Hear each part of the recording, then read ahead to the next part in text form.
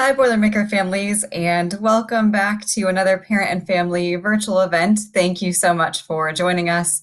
My name is Kelly Steer, and I have the opportunity to work with external relations and parent and family connections here at Purdue and in student life.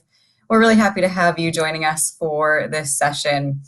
Tonight's event is going to be focused on various resources that are available throughout campus that are related to the holistic well-being of students. We know that's a really important topic of conversation for students and families and for you with your students. And we also know that at this time of the year, students just enjoyed their spring break from Purdue and hope that all students and families had the opportunity to really take a break, get some good time to rest, relax, and recharge. And also know that this time in the semester is typically an important time of year for students to be thinking about their well-being and really prioritizing it as they enter those last couple weeks of the semester. So this evening, this event will highlight some of our Steps to Leaps pillars. Steps to Leaps is a holistic framework surrounding 5 different pillars, and tonight we'll be focusing on the pillars of well-being, networks, and grit that will be evidenced and spoken about throughout our time together discussing these topics. We have staff from all over campus in various areas to provide information, resources, and tips to be thinking about as you are continuing to support and coach your students during this time of year. We will hear from students, or I'm sorry, not from students, from staff in our counseling and psychological services area, which is also known as CAPS here on campus, if you hear that abbreviation. Purdue University Student Health, also known as PUSH. The Boiler Support Network, which is a new initiative coming to our campus, the Office of the Dean of Students, and our Recreation and Wellness area. And while you'll hear from each of these representatives individually, all of these resources can be thought about as working in tandem and giving your students opportunities to engage in their well-being aspects and pursuit by putting some of those pieces together that work best for them. So I'm going to jump right into our panelists this evening, and then near the end of our time, we will bring all of our panelists back at different points to answer some questions that families have submitted to us prior to this event, things that you're wanting to know and some more information. So I'm going to go ahead and introduce Lori Blair, who is our Manager of Business Services with Purdue University Student Health, otherwise known as PUSH. And she'll share a little bit more about the services that are available throughout PUSH to help your students focus on their well-being. Hi, just like Kelly said, my name is Lori Blair, and I am the Manager of Business Services here at PUSH. Tonight, I just want to tell you a little bit about what we do and who we are, and then some of the things that we do just to support student wellness on campus. First slide, please. We are a student-oriented on-campus healthcare facility that's staffed by board-certified physicians and certified nurse practitioners. We provide primary care as well as ongoing care for chronic conditions for the purpose of protecting student health and wellness and allowing students to focus on educational and personal goals. Next slide, please.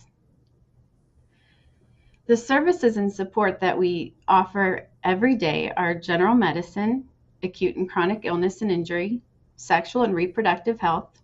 We do immunizations for both travel and any of the requirements for Purdue. We do allergy shots, infusion therapies, physical therapy. We treat sports and orthopedic injuries that are non-surgical.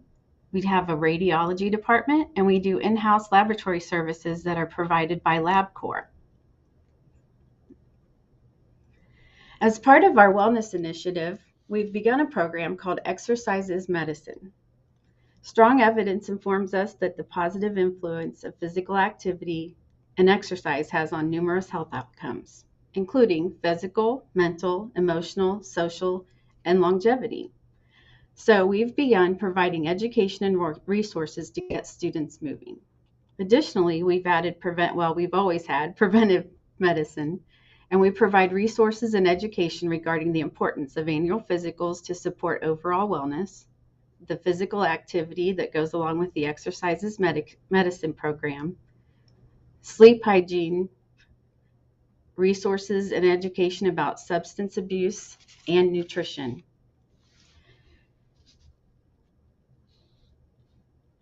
Our next panelist is from the Dean of Students.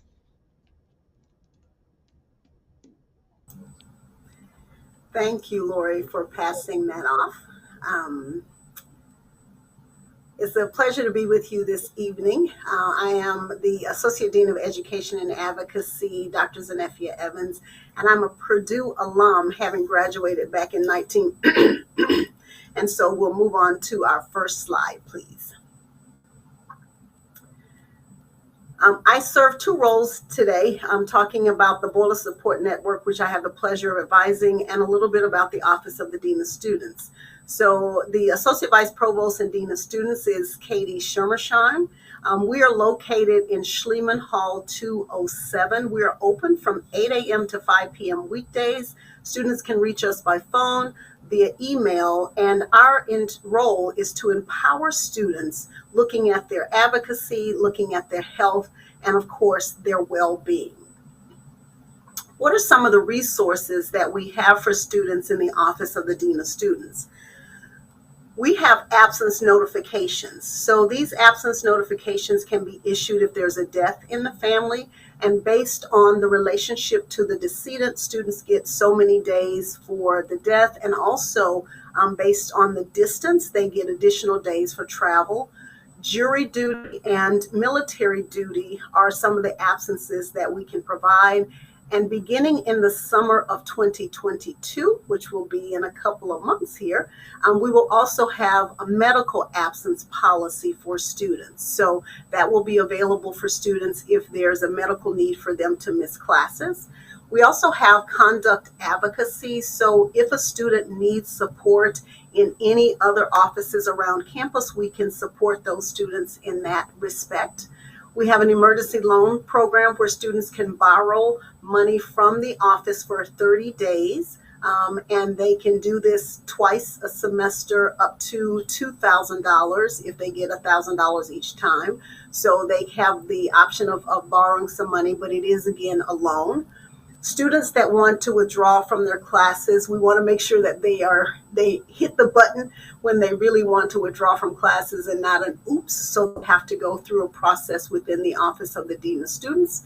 And we also help students navigate resources. We have a great group of partners on this call with us this evening, and we refer students from office to office. So if we are not the space where they need to land, we make sure that we give them the information to get to that next landing spot.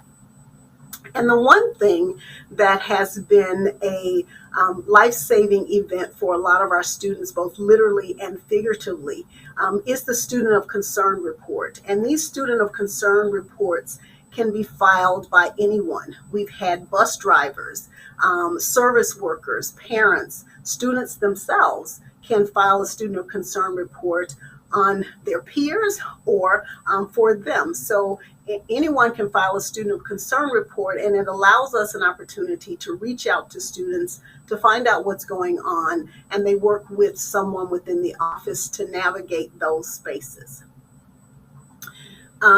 We also have in the Office of the Dean of Students some trainings that are really useful for both students, faculty, and staff. And two of the trainings that I want to mention, we have mental health first aid. This is a training where we are trying to educate faculty, staff, and students on mental health issues that can arise that may impact their educational journey. This is a national program. It is a long training. It is an 8-hour training, so it's a full day training. And the second training that I'm in charge of in the space is called Question, Persuade, Refer. So to have that conversation about suicide and suicidal ideation with a friend or a peer or family member. So getting folks comfortable with talking about suicide, not as something that is stigmatized, but having real conversations, because we've seen from watching the news recently, young student out in Stanford, a soccer player. Everybody saw her as a bubbly individual, and the student died by suicide. So getting folks to dig a little bit deeper and ask those questions, that's the QPR trainings are offered from the Office of the Dean of Students. And the last part that I want to talk about before I pass this off is a new initiative on campus called the Boiler Support Network. The Boiler Support Network is a national program that we just brought to Purdue this academic year. And it's peer-to-peer support groups. It's run by students for students to have those conversations centered around well-being. And if your student was like my student, didn't want to tell me a lot of things, didn't want to talk to a staff or faculty about them because of some shame or embarrassment, but peers, they'll talk to their peers about different things. And so this is what we're hoping to do, to provide an avenue for students to have those conversations so that we continue to normalize when things aren't 100%, and making sure students can stay on track with whatever plans they have from some of the offices we'll hear about, or making sure they realize those tools are in their tool belt for them to get back to where they need to be. Having said that, I will turn it over to the second Evans on the call, and that would be Will Evans.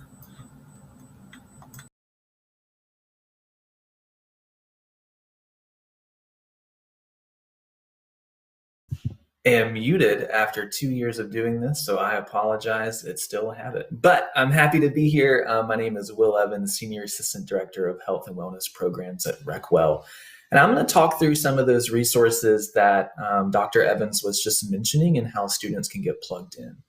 The first thing that we offer in our wellness suite or wellness programs area is nutrition education. We offer this in many different ways. The first and most exciting is students get free consultations with our registered dietitian within RecWell. They can also make an appointment with our student nutrition coaches who are seniors in the dietetics program here for that continued peer-to-peer support. These are one-on-one appointments, both for consultations and nutrition coaching. And students can also attend cooking demonstrations in our demonstration kitchen. They can come learn how to cook a variety of healthy recipes, and then take that recipe back to their place of living and replicate the results there. Our next service, on our next slide, please, is our financial literacy education program.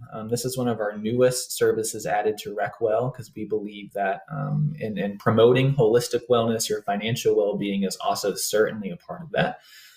You can also meet with our financial counselor one-on-one for free. And again, she has a team of student coaches who are seniors in our management program here at Purdue.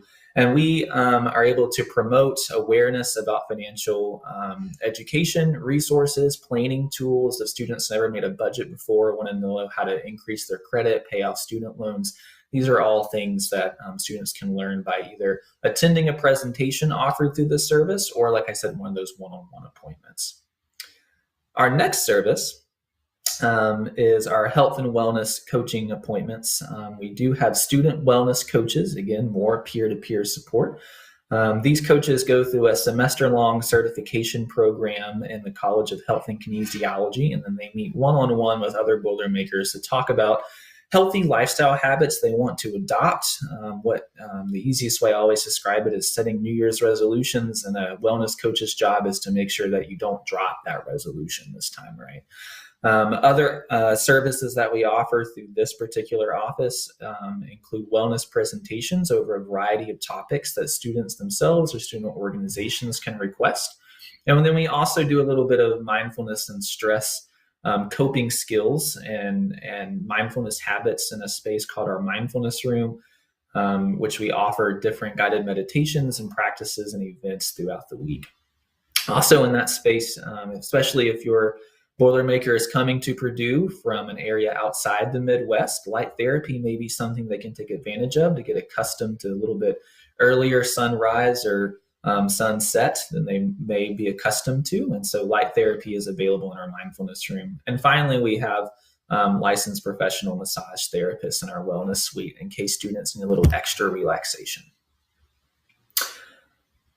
Furthermore, services throughout the rest of the Recwell department include some of our fitness services like Group X. These are our group fitness classes, so everything from we just added an F45 model, a nationally known program that many gyms have incorporated. We're bringing that to Purdue starting next year. We have things like body pump, yoga, Zumba classes, things like that. So students are able to purchase a Group X pass to attend those classes. A pass purchase guarantees access to all classes that we offer. We also have a personal training service in our fitness area. Students can schedule individual sessions, or if they have a buddy they like to work out with, a good workout partner, you can schedule buddy sessions with that person. Or if you want to make new friends and you enjoy working out or exercise as a hobby and you think that's a great way to meet more people, we have group sessions where you can meet new individuals, new boulder makers, and bond over that experience of exercise together. Hang tight, I promise we're almost done, but we have a lot of services at Recwell. In our sports programs area, intramural sports are great for students who want to continue that kind of game-led, teamwork-oriented activity here at Purdue, but they're maybe don't want to travel, they want to stay on campus, they just want to have a good time and meet new people. This is an excellent option. We have over 40 different offerings through our intramural sports program. And new to Recwell, we also offer esports. So if you think your Boilermaker is someone who can enjoy meeting other friends or other people who enjoy e-gaming or video gaming, we now also offer some avenues for that to take place within Recwell as well. Club sports are a little bit more of a traveling competitive option. We have 20 different offerings, or over 20 different offerings of club sports. These do come with travel opportunities and the advantage of being able to compete against different institutions across the state and the region as well. Finally, to wrap up our services here, we have our climbing and challenge program here at Purdue that includes a bouldering wall and a 85-foot climbing wall in our facility. We also have an outdoor climbing course challenge that students can go outside and do our high ropes course. And then finally, our two aquatics area, we have our Olympic size swim lanes and our dive well for students who really like swimming as a way to meet new people or exercise. Then we also have our recreation pool where you can play water sports. There's a hot tub. There's 3 smaller swim lanes there, and lots of different options that our aquatics programs support as well. And finally, I just want to close on some examples of what you might talk about if a Boilermaker were to come into wellness. And the first one on the next slide here is some time management tips that we run through. We in our coaching programs, we have a lot of students come in and say, hey, I really want my goal to be able to run 5 miles at the end of the semester, which is a great goal. That's wonderful. But we very quickly find out that exercise isn't really the biggest barrier to you reaching that goal. Oftentimes it's time management, especially for new Boilermakers. They're introduced to a whole new environment where they get to make their own schedule, and they may not be the best at planning that schedule quite yet. So we help them go through what's important, what's urgent, how do you determine what a priority is, how do you make room for that priority and room for different things that you need to be successful, and help them just find that balance of a lifestyle in the wellness suite. Another tip we like to give on the next slide is going along with time management, helping students understand what their values and priorities are. Sometimes they get lost at Purdue as they get caught up in the influence of peers, wanting to stay on top of their class, wanting to stand out. And so you kind of lose the importance and value of taking care of yourself. So we always explain to students, you want to plan your day around your priorities and values so they don't get lost in the mix, versus planning your priorities and values around your day. Because we can often say, if you, for example, for parents and family listening, if family is a priority to your student, but they plan their values around their day, they may not never have time to call home, right? So we want to make sure, hey, let's find out what's important to you, and let's make sure we're prioritizing that and spending time on those things for good self-care and rest. Which brings me to my last point. a lot of time at Purdue, we have students that are very, very high achieving. And so with that comes the tendency to, if we're not careful, for burnout to happen, right? So we like to stress in the wellness suite just the importance of quality sleep. How can we get it? What's a good sleep hygiene? And in between sleep, what's restful, right? A lot of times students say, well, I just scroll through social media or I watch TV at night. And when we really ask them, well, at the end of doing that activity, do you actually feel rested or do you just feel the same as before? Kind of a light bulb goes off and they're like, oh, yeah, you're right. I don't feel restful after that. So what are some activities we can do that actually provide rest and that kind of rejuvenation that you need to be able to go out and be that high performing student? And with that, I'm going to turn it over to our next panelist, Dr. Haynes from CAPS. Thank you, Will. Appreciate that, and really appreciate those last 3 steps. So my name is Dr. Chris Haynes. I'm the Senior Director of Counseling and Psychological Services, and it's exciting to be here as part of this panel because, as we've talked about, we all play an important role in holistic wellness, and I'm going to share a little bit about CAPS. So at CAPS, we definitely kind of position ourselves, and similar to what was said a minute ago, in support of student success, holistic wellness in the service of success. And it's important to kind of think about that and really position and center the conversation as Boilermakers pursue their academic goals. So at CAPS, we really think more broadly and holistically, as well as comprehensive in terms of how to support that success. We have prevention programs, we have educational programs, and we provide treatment. So thinking about it from a comprehensive counseling center, we do outreach, we do trainings. We actually have a training program for clinicians, as well as we provide treatment to Boilermakers. We are the mental health unit for Purdue University.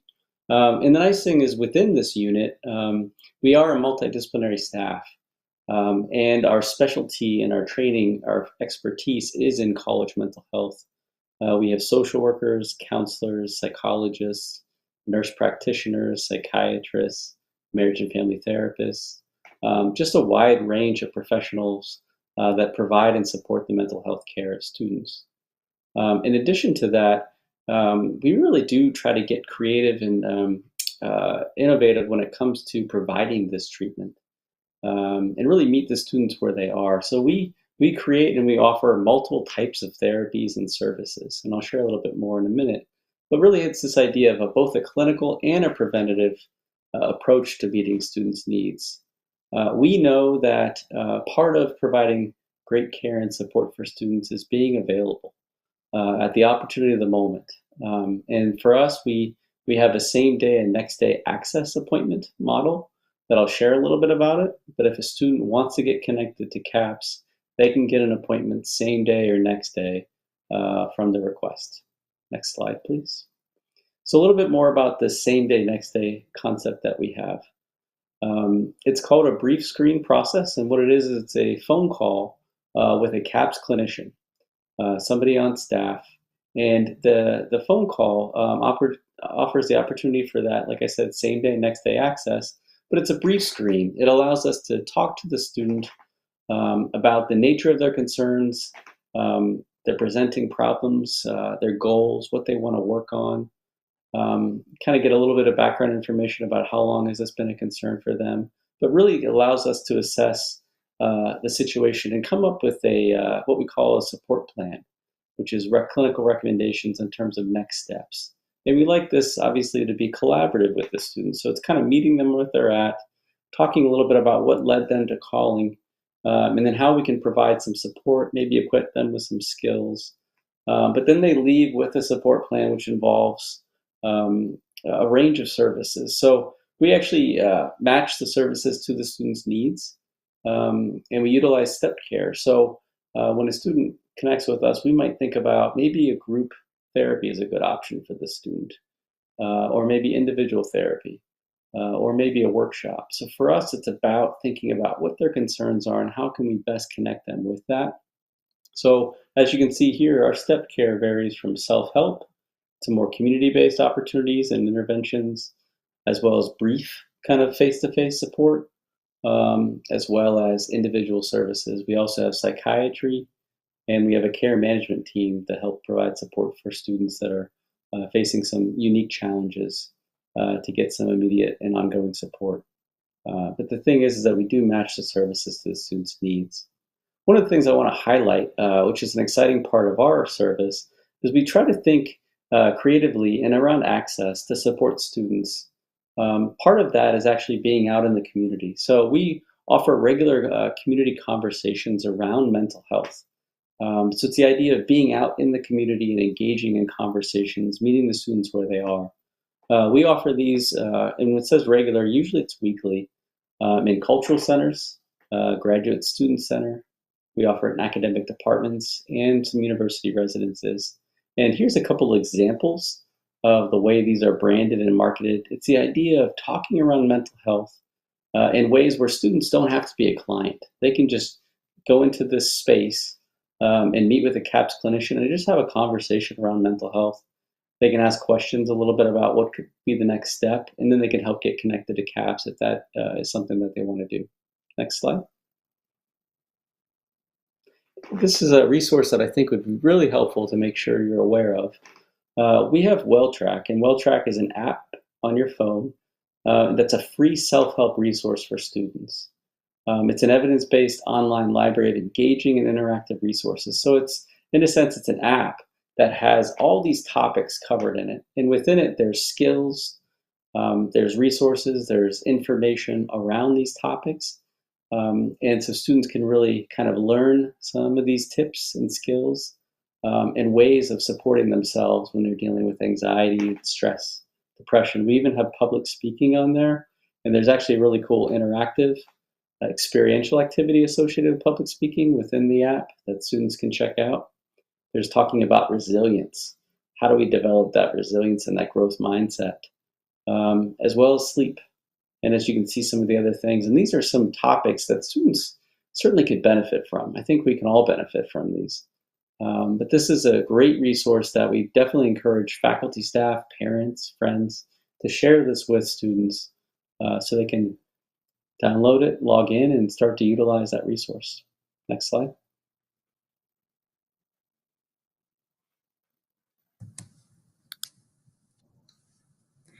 Well, thanks, Chris, and thank you to our panelists. There is certainly a lot of information and resources, and we know that that was a lot to cover in about 30 minutes, and lots to think about and digest in terms of thinking about where your students are right now, how they're doing, if you are having these conversations with your students, if you're not, and maybe you'd like to start, and filing some of this away for when those conversations happen with your students in terms of having resources, making suggestions for them, and helping them get connected in various ways throughout their career as Boilermakers. There may be sometimes that they focus on one piece of wellness and not so much of another, and then those flip-flop a little bit.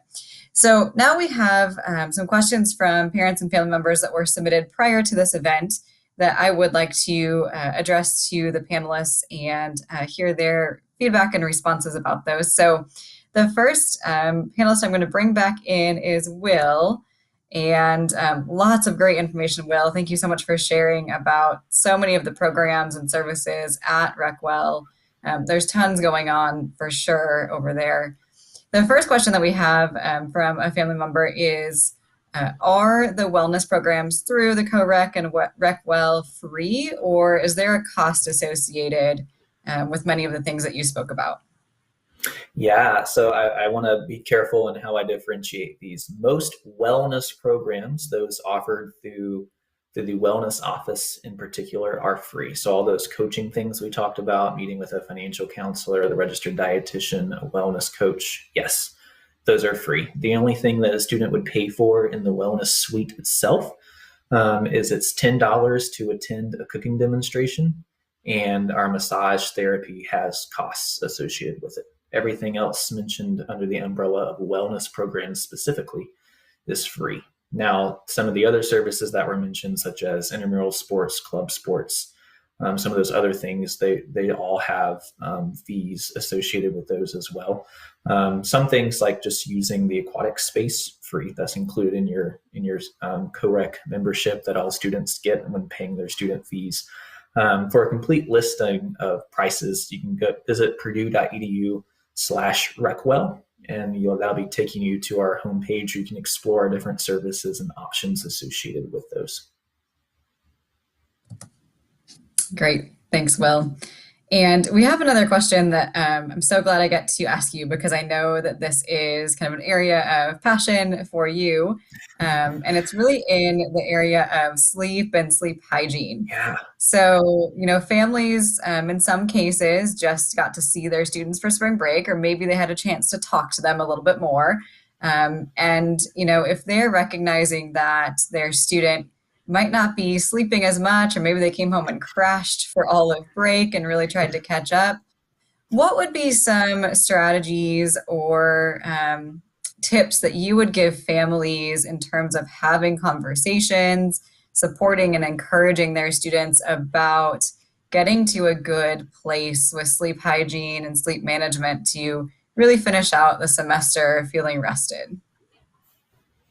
Man, this is one of my favorite topics. Like you said, the rest of Recwell is we're very fitness competitive, and I'm just over here I just want to take a nap, because I love it. I love sleep. It's very essential for thriving and learning, especially in a college environment. But I think the biggest thing I could recommend is just forming a habit. And what I mean by that is like a sleep routine. You probably have one of these. If we think about it, you probably do things in a certain order. You brush your teeth, or you get dressed, or you read, or you do something, take a shower or whatever before going to bed. And this is just a way to kind of train the body and brain to be like, all right, it's time to relax. It's time to get ready to fall asleep. And if we just try to go from being instantly awake, if a student just goes from studying, and then just climbs in bed, it may be hard to kind of shut down the brain, get all those thoughts about what we just studied, maybe the anxiety about the test the next day. It's hard to just relax and rewind, right? Another one is kind of using biology in our favor, right? And what I mean by that is there's some very simple things we can do. One of them, like right now in the room that I'm in, it is dark outside, but very light in here, right? And so our bodies, when the sun sets, if we have a really healthy kind of in sync circadian rhythm, which is kind of like our internal biological clock that kind of helps us know when to be awake and when to fall asleep. When things get darker, we get sleepier, right? So a simple trick could just be, if your Boilermaker does not have a lamp in their room, maybe buy them a little table lamp and say, hey, I'd try just like an hour before bed, turning off overhead light and turning on the lamp, right? And that'll kind of simulate this artificial sunset. And it could help you kind of start releasing that melatonin and those other hormones that kind of help sleep come naturally.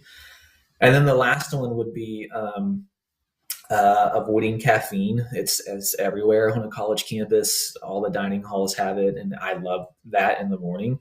There's several Starbucks on campus. You can get coffee with dining dollars and things like that. But I always tell students, at the very latest, try to avoid caffeine past 3 p.m. Caffeine can stay in the body for up to 6 to 8 hours. And so even consuming a cup of coffee at 4 o'clock could impact your ability to fall asleep, at 10 o'clock. And so really trying to lower the amount of caffeine that we have, especially since caffeine is one of, college students' more harmless drug of choice, right? So, and it's perhaps ours too. A lot of us probably wake up in the morning, pour a cup of Joe, and that gets our day going, right? And then finally, if they're still having trouble, we're happy to talk with them about values, like why is sleep important. A lot of students get to schedule their day how they please. And so some students just have the luxury of not having to wake up until their 11 a.m. class, and we're not really keeping track of how that's throwing off our sleep cycle when we go to bed at 3 a.m. every night, because we can sleep in until, 10:30 or something, right?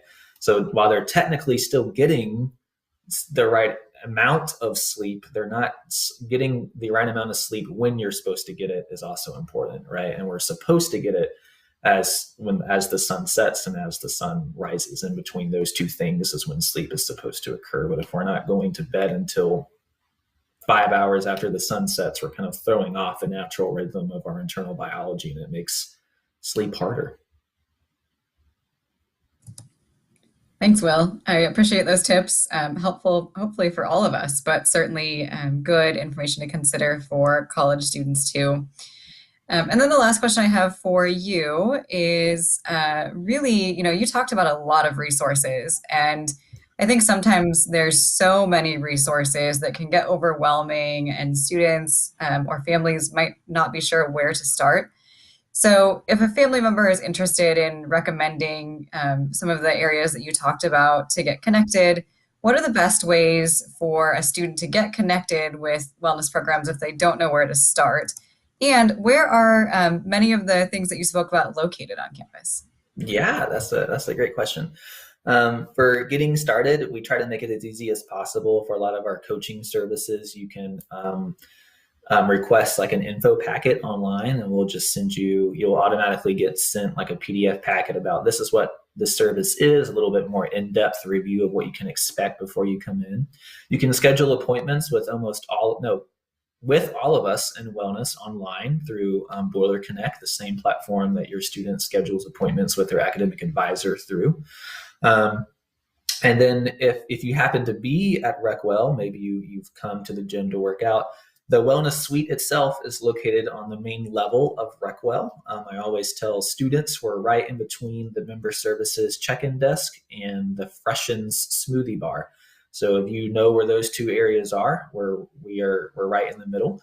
You can come in, speak with us. We're happy to have walk-ins. We're happy to answer questions as they arrive. But we try to make the online avenue as easy as possible because that's the most convenient. But again, if you just want to come into our facility, maybe even see what we're about, see the demonstration kitchen, see the mindfulness room, see what a light therapy box is if you've never used one before, we're happy to show you around and give you a tour. Thank you so much, Will. I appreciate you sharing that information with us. And we will now bring in Lori Blair from PUSH to answer some additional questions. Certainly know that students' well-being is an important factor with PUSH, and as students are trying to continue to feel their best, or when they're not feeling their best, they are looking to PUSH here on campus. So, Lori, we had about 4 questions for you come in from families. So the first question is, could you talk a little bit more about if PUSH offers primary care providers for students? So if they're looking to establish that primary care here on campus, is that available? And if so, how would students make an appointment? Sure. Thanks, Kelly. That's actually a really good question, because while students are on campus, we really want them to make us their preferred healthcare provider. So what we try to do for continuity of care and to help out with that is we keep students scheduled with the same provider for chronic conditions, and we also allow students the opportunity to choose their provider. We have a web page or a link on our webpage. It's purdue.edu/push that allows patients to go and take a look at all of our providers, and it gives all of their background information and more about their personal lives. And it allows students to just get a little bit of a feel about who their providers are and who might be a better fit for them and their needs. And then they can choose. And then once that happens, they can choose to that provider again and again, or a lot of times schedulers, if they make a phone call to schedule, which is one of the options, our schedulers know, and we'll try to put them with the same provider again for continuity of care purposes. All students also have access to our patient portal that is also on that web page. And through that portal, there are other things that students can do, but one of the main features is scheduling their own appointments. So that helps too. Perfect. Thank you.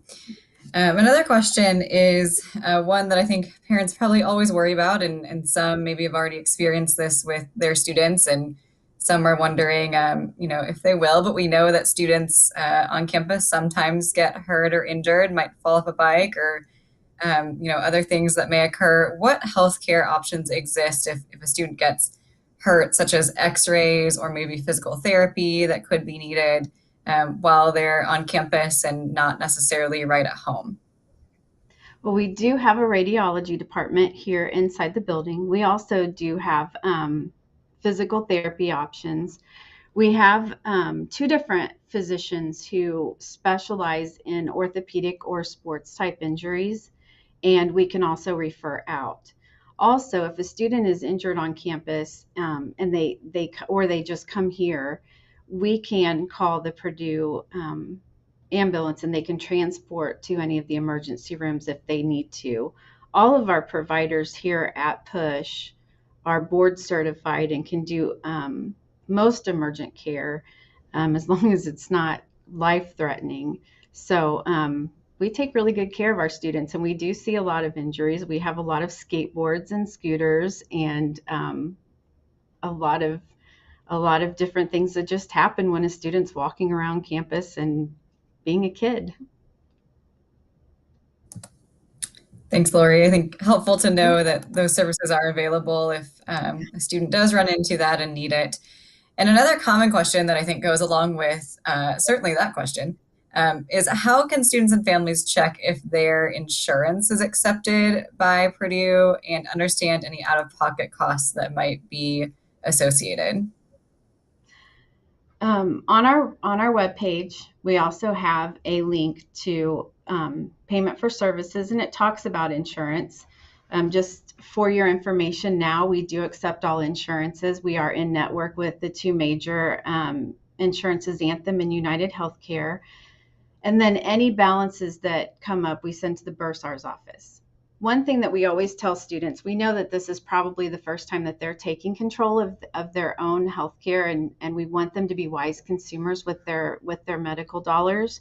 And so what we're trying to do is educate them about that. And so we encourage them to come to the business services offices and talk to the people there about how much is it going to cost for this and what will my insurance cover. A lot of the time, it's just a quick phone call to the insurance company to find out what it will cover and how much. Full-time students get office visits for illness or injury at no cost, and that's also explained on our website. A lot of the questions about payment, insurance, and what's it going to cost me are answered on our website. Perfect. Thank you. And we've got one last question for you before we bring in our next panelist, is a question about if PUSH employs any specialists on staff, and if so, what kinds?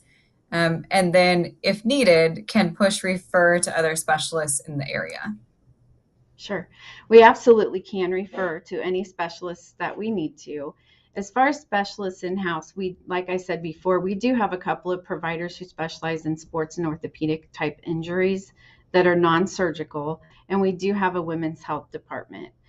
Beyond that, we do not employ specialists, but there are several different types of specialists in the area that are easily accessible for students, and we do refer on a regular basis.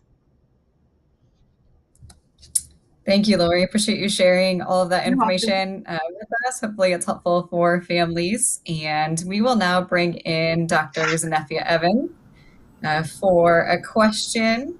And Zenefia, so the question is from a family, some questions about if a student were to identify for their own well-being, that it would be best for them to maybe take a break during the semester due to stress.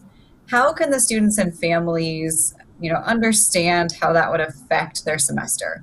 Things like the credits they're enrolled in, their tuition payments, and any documentation that would be needed. We know that the Office of the Dean of Students can talk students through making those decisions, talk with families about making those decisions.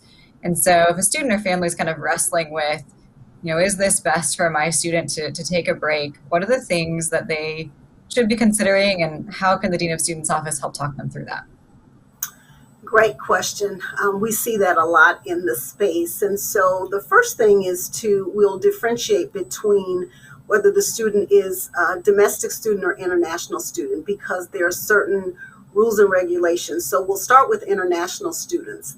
Those students will need to talk to the folks in the International Students and Scholars Program to make sure to be connected with any visa concerns or issues surrounding that, so that we will, international students will need to make sure they talk with ISS, as we love acronyms around this space.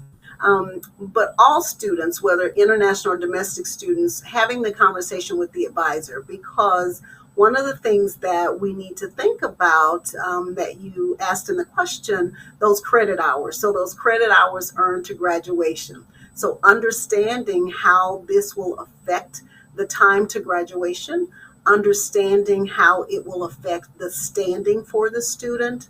There are certain scholarships that students need to maintain so many credit hours in order to keep the scholarship. So those are questions to start with the advisor. And we might need to bring in financial aid to bring financial aid into the conversation. So one of the things we do in the Office of the Dean of Students, we provide a student, as they're thinking about this, a form asking them, have you checked with all of these offices to see what impact this will have on your educational journey as a student? But we realize that there are some instances where the best thing to do, I've been seeing those commercials for Powerade now that says pause for Powerade. So there are times when we all need to take a step back from the situation that we're in, but understanding those choices that we make to step back and what consequences they will have. We always ask students to also refer to the refund policy that is maintained by the bursar's office. So depending on where you are in the semester, there's a certain amount of the tuition that you will get received back. And so if you just go to the regular Purdue, www.purdue.edu, and in the search engine put refund policy, that gives you a very great schematic of where you are in the semester, because it will matter if the student is taking a 16-week course, an 8-week course. It will matter where they can then enter or exit this process and what the refund will be for that student.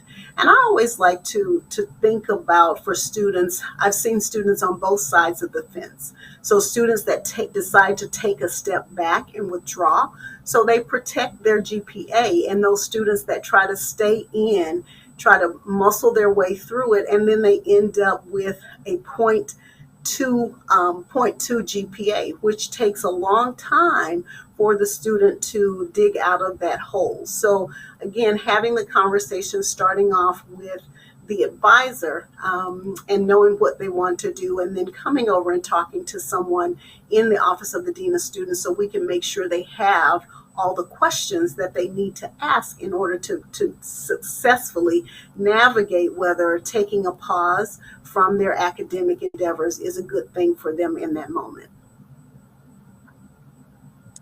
Thank you. That's certainly a lot of good information, and really important information to have as students and families consider if that's an option for their student at various times throughout their career at Purdue. I've got another question that I want to start with Zenefia, and then we will also bring in Dr. Chris Haynes to weigh in on this question. And Zenefia, we talked about it a little bit during your presentation, but I think it's worth having just a little bit more conversation around this topic.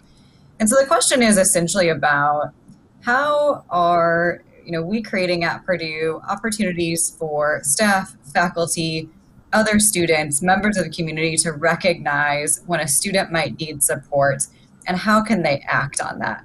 And so Dr. Evans spoke about a couple of different trainings that are available that she works with through the Dean of Students office, as well as the Student of Concern report. And I think it's worth elaborating on that again a little bit, and any other pieces that you would share, Dr. Evans, and then Dr. Haynes, from your perspective at CAPS, ask you to respond to that too. Okay. So you're right. I talked about the QPR trainings, and in addition to mental health first aid. So it gives us a framework to be able to have a conversation about those things that I didn't learn about when I was in school. So it gives, and I don't walk away being an expert, but I walk away with some knowledge to be able to refer folks to resources on campus. So I think those are two useful pieces of information for folks to know about on campus.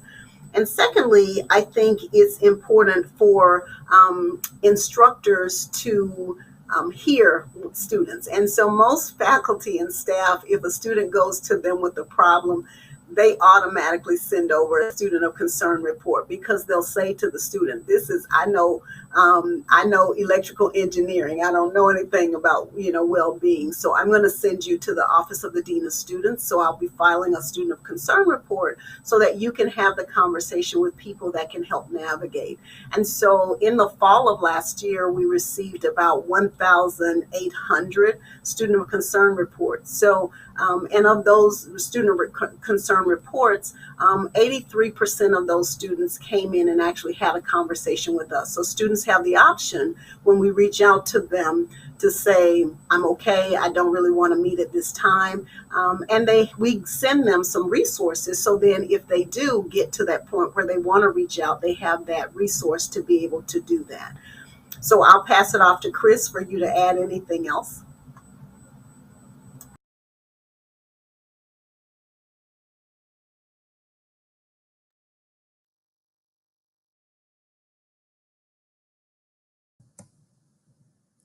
Dr. Haynes, I'll just pause you briefly. You are muted.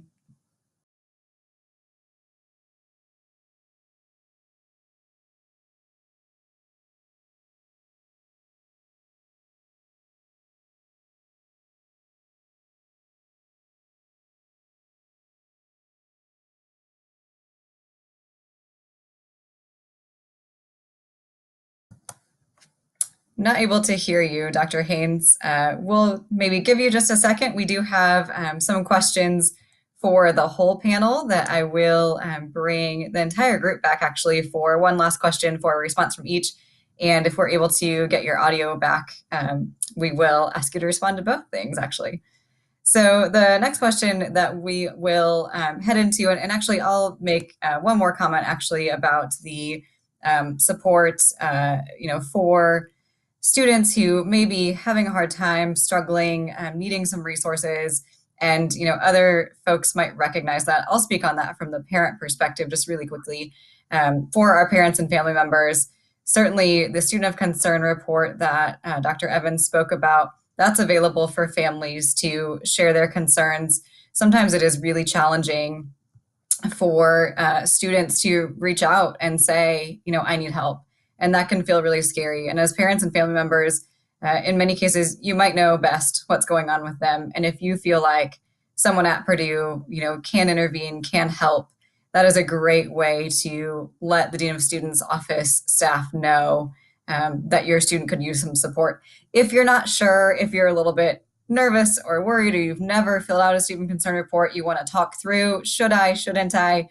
Our office and Parent and Family Connections is absolutely willing and completely open to having that conversation with you. So our contact information will be here at the end of the slide too, if you'd like to talk a little bit more about getting some outreach for your student.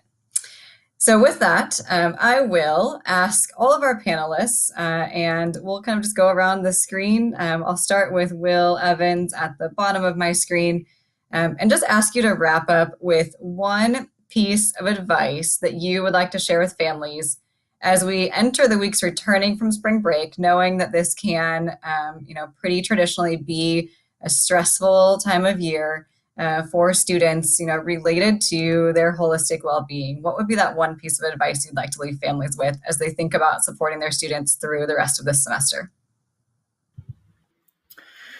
Yeah, I think it would be just to encourage that it's okay not to be okay all the time, and it's okay to need a break. Like it's nothing. I think sometimes our students feel uncomfortable doing nothing. They may even go home and they feel a little bit weird the first day because there's no schoolwork to be done and there's no schedule to be kept. And so rest and relaxation may not come as naturally to them as perhaps others. So just leaning into that and letting them know that, hey, that's okay to explore that. And it's all right to take a break when you need it. Thanks, Will. How about you, Lori? What would you share as one more piece of advice? Well, I think that one of the most important things that I've learned in life, I learned from my adult. What could be a balanced approach to finishing out the semester? Think flexibly, and then follow up is important. What it really does is it just talks about wellness and kind of gives the student permission to think about it and really help prioritize it. So I think it's a powerful message to deliver. Thank you, Chris. And Dr. Evans, we will round out the last piece of advice as we think about student well-being for the rest of the spring semester. What would you share? You know, I looked at the calendar as I was talking to a student earlier today, and there are 5 weeks and 3 days until final start. So asking students open-ended questions about how they're doing. So instead of saying, you know, how are you doing? And they can give you fine, probing a little bit to say what things are challenging you, what things are causing concern for you in this moment. What are the opportunities that you celebrated this week? So that keeps that well-being in balance, to know that sometimes it's off. It's not going to be 100%. And then walking through lived experiences and the lessons that they should take from those lived experiences. I think the one thing that I remember learning, they say all the things you learned in kindergarten. And I remember my kindergarten teacher saying, when you make a choice, understand that there are consequences that go with that choice. So getting students to walk through what are the choices that they're going to make and how will those choices impact the consequences down the road.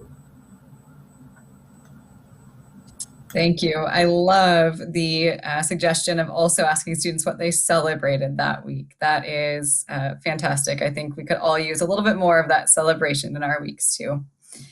Well, thank you all so much to our panelists for joining us for this event. There's certainly, many more hours we could talk on well-being. We hope that these resources are helpful and good places to start as you're thinking about continuing to support your students. If you do have follow-up questions, certainly any of the contact information that you saw throughout the presentation, but our office in Parent and Family Connections is here as well to provide information, have conversations with you, and be here as a support for you as you continue to support and encourage your students. Thank you so much for joining us. Boiler up.